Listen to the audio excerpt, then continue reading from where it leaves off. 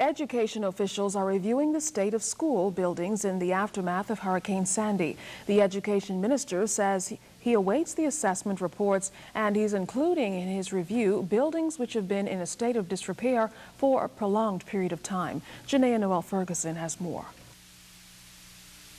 Education Minister Jerome Fitzgerald is expecting a report on the damage sustained to schools throughout the island from Hurricane Sandy by the end of this week. But he predicts that the price tag for repairs will not be in the millions, as damage to schools could be considered minimal. We estimate that in total probably going to be around $100,000 to $125,000 worth of repairs that we'll have to do throughout the country.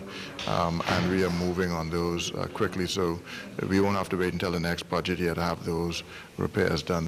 That is good news. The education minister said there could be a delay to the school in Crooked Island, which was left in a state of disrepair following Hurricane Irene last year.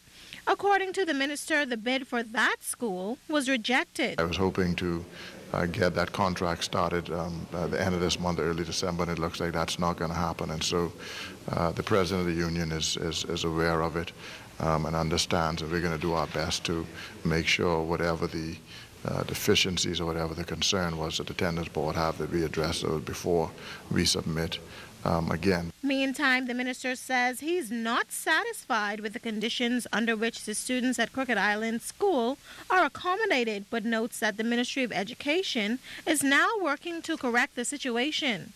Space from one of the locals down there. It's not a space that we are pleased that the kids are in, but it's the best that we can do under the circumstances.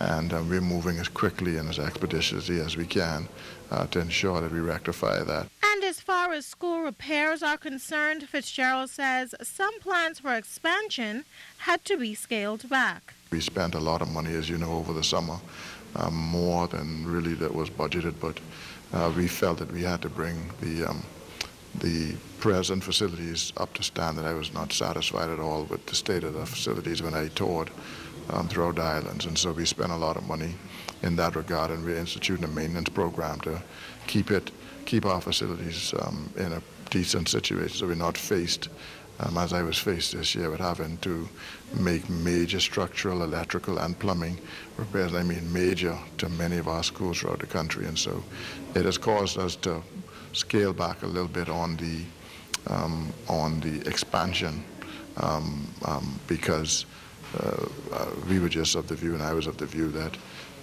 before we expanded, I had to make sure that the facilities we had were really to a standard, they were operational and conducive to our students. Janaea Noel Ferguson, ZNS News Network.